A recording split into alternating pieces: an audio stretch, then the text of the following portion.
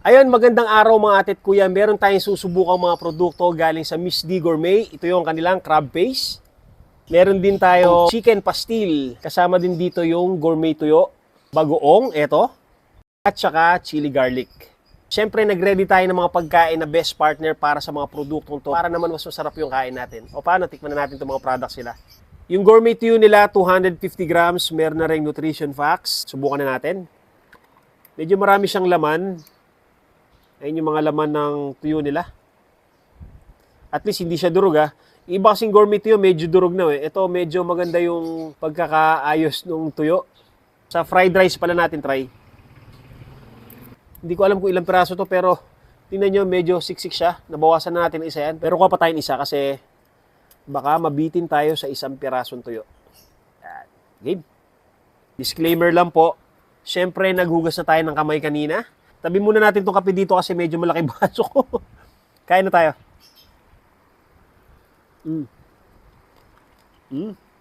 Nakakatuwa yung gourmet tuyo kasi hindi siya maalat. Tapos parang nag-mix na yung lasa nung timpla nila sa gourmet tuyo nila. Medyo spicy ng konti yung isa na to. Kape muna tayo. Susunod natin titikman yung kanilang crab paste. Yung crab paste nila ay may nutrition facts din, tapos 220 grams. Tingnan natin. Uy, medyo siksik yung crab paste nila, marami siyang laman. Tikman na natin. Try natin sa kanin. Subukan natin tong crab paste ng Miss D Gourmet. Okay.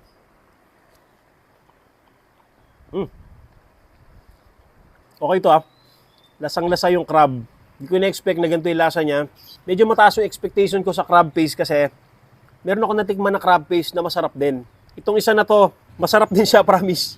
Kaya lang siyempre, hinahinay lang tayo sa pagkain nito kasi baka tumaas yung mga alaga natin sa katawan. Pero promise, masarap to ah. Kaya lang sayang wala akong na-prepare na kalamansi pero parang okay din siya sa kalamansi. Pero ito kahit na wala ng kalamansi, as is na lang yung crab paste lang mismo sa rice, panalo na to, promise. Ang sarap. Sarap nga, promise. Tikman naman natin yung kanilang chicken pastil. Yung chicken pastil nila ay 200 grams. Subukan natin. Ito yung chicken pastil nila. Ito yung laman ng chicken pastil nila. Tikman na natin kahit walang rice. Game?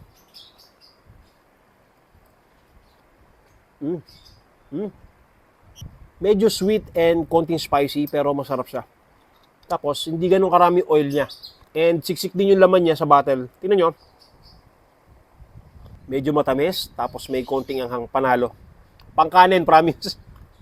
Try naman natin tong kanilang chili garlic. Siyempre, nag-prepare tayo ng siomai. Ito para sa ating chili garlic.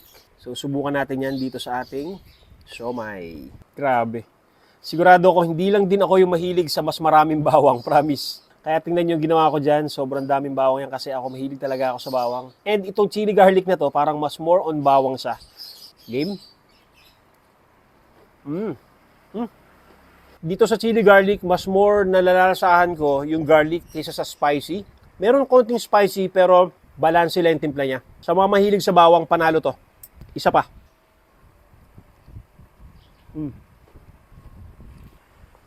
Ngayon, tikman naman natin itong kanilang gourmet bagoong.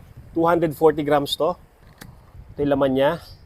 And syempre, nag-ready tayo dito ng suka. Dahil ang isasawsaw natin dito ay mga talong, okra. Pero, tikman natin yung bagoong nila as is. Check ko lang kung ano yung lasa niya. Sweet and spicy yung bagoong na to. Hinalo na natin sa suka dahil magsasawsaw tayo dyan ng talong. Yan. Perfect partner ng suka. Okra. Talong. Kanin. Panalo. Ang sarap na agahan kapag ganito yung mga produkto, gourmet tuyo, bagoong, partner ng mga okra, ng mga talong, at kung ano-ano pa. Meron din chicken pastil, crab paste, chili garlic. Grabe, lahat masarap. Kapag gusto niyo matikman yung mga products nila, ilalagay ko sa comment section yung mga link kung saan pwede bumili. Tapos pwede rin kayo mag-message sa Facebook page nila. O paano mga tet kuya? Kain tayo.